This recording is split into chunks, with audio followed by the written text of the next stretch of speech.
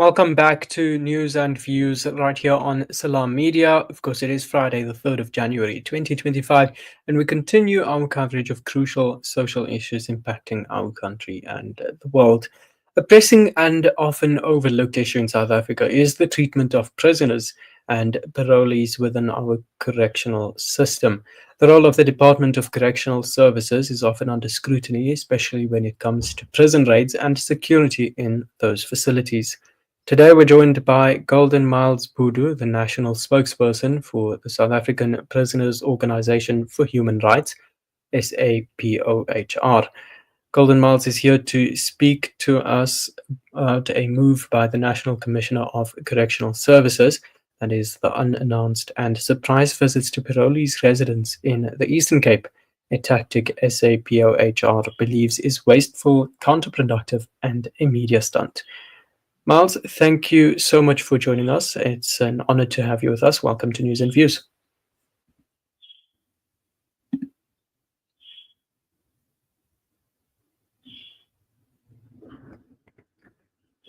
Miles Bhudu, can you hear us?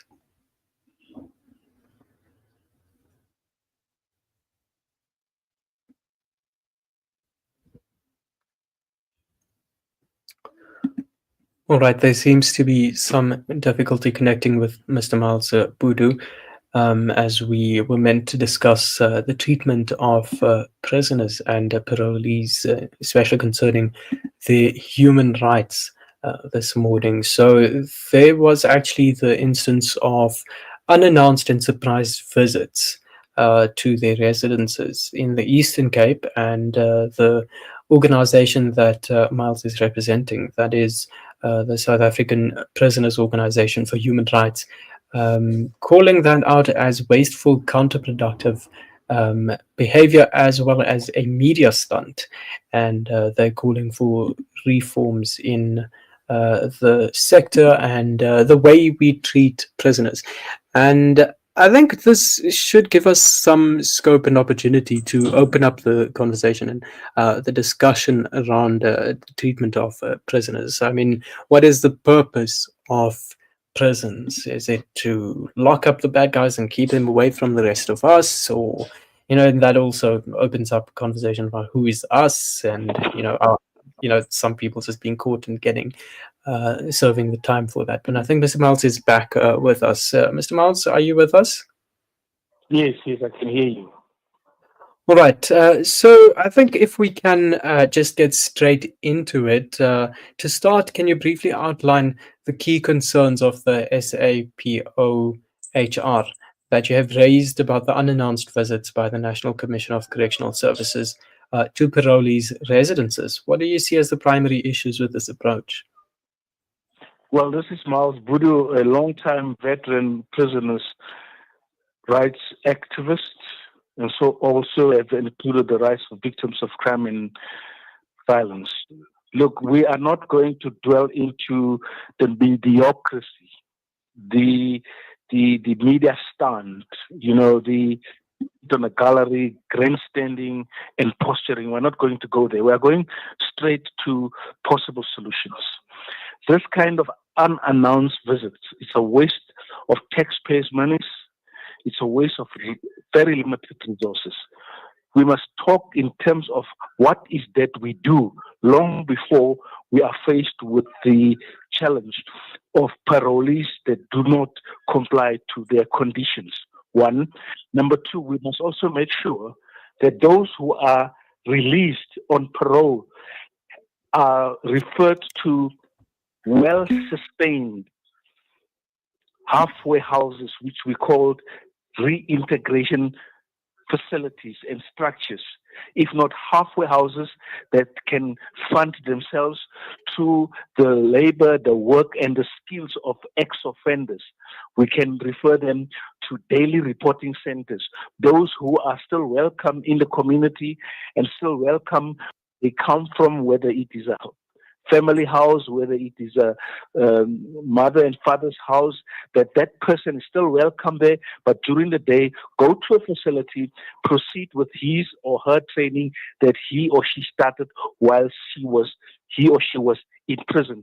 Or one drop center or a shelter. These are proposals that were made for the past 25 years, as far as I can remember as a prisoners' rights activist, and it has all fallen on deaf ears. This thing that you will go and monitor ex-offenders by correctional officers who, in fact, are not taking their job seriously, and most of the time are under the influence of either alcohol or drugs, or most of the time use state resources. These are vehicles and infrastructures to further their interest and their sidekick business. It is just a waste of time, waste of taxpayers' money, and it's about time now the correctional services, via its minister and national commissioner, talk with civil society that is very, very concerned and serious about assisting them to do the right thing, because these people are clueless. They are only interested in their month-end check, and these visits and this Operation Vula every festive season, it's a waste of taxpayers' money, waste of effort, energy, and potential. Mm. There seems to be an approach that has stuck around for a while. I mean, a number of ministers, the ministry, in fact, has changed hands a number of times over the last few decades. But why do you think this is the case? Why has the same approach been taken, even if the desired results may not really come to fruition? These are politicians who are planted there, parachute in there, who's got absolutely no interest in the mandate of this department, which is the Department of Correctional Services. It is a department where they should have long time ago instill some loyalty into correctional officers to say, listen here, you are not going to come here and wait for your month-end check. You are going to come here, you've got a very, very difficult mandate, and that is to correct criminal behavior of people who has broken the law. You will have to be loyal, you will have to be hardworking, and you will have to put your best foot in front. And then, in return, they must be well trained, well remunerated, well taken care of as correctional officers, and at the same time, so talk with sentenced and unsentenced prisoners to say to them, look, you are here because you've got a responsibility to serve your dues to the community for the crimes you have committed. You will have to take responsibility, but then they will tell you, those who are sentenced, Miles, there are no tools here, there are no instruments here to turn us into better, productive, and law-abiding citizens. We are brutalized here, we are degraded here, we are assaulted here, we are even killed by these people. And this all happens on the mandate of Department of Correctional Services officers who are a law unto themselves, know when they do those things, they get away with it. And even if you corner them with all the evidence, they still get away with it because nobody has got any interest what is happening behind bars, and there's no sympathy for people who end up there until such time you yourself or a very close friend, immediate or extended family end up behind these hellholes. Now, Miles, just finally, I do have before me a press statement that was recently issued by your organization. And one of the key points that were raised is the need to convert correctional services into self-sustainable economic hubs, essentially where inmates contribute positively to society. So, in your opinion, then, how feasible is this vision in the current South African prison system? And what are some of the practical steps that need to be taken to start this transformation in the first place? The Democratic Alliance, no, I'm not trying to be a quasi-spokesperson of the Democratic Alliance. It will never happen in my miserable life. They produced a policy document in 2005 entitled Prison Work When Prisoners Work. It was a document that trended for a whole month. Now, because it came from the department, from the DA, it was never taken seriously by the ruling party. In fact, they took that document and used it as toilet paper. I repeat, use that document as toilet paper. And we are still holding on that document. So a draw of strong and a raw compass. That document needs to be taken back to Parliament. It needs to be legislated.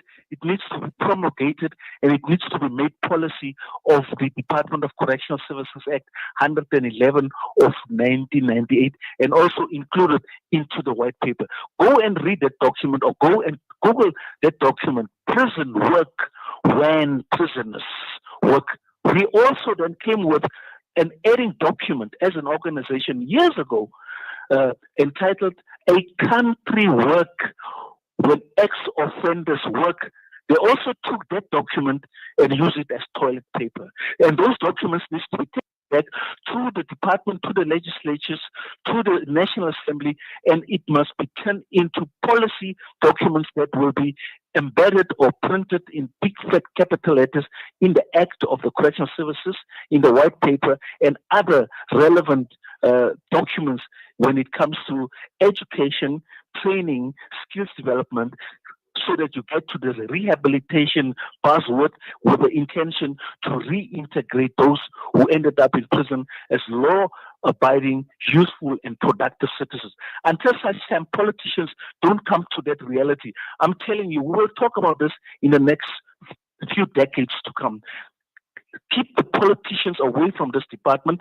Get people who has been working in the department for many years and are well trained, and retrain them to do the right thing and get the politics out there. Because what we are to do now, because of being very frustrated, we are going to call into Mkondo Sizwe to politically assist us to make sure that this department fulfill its mandate.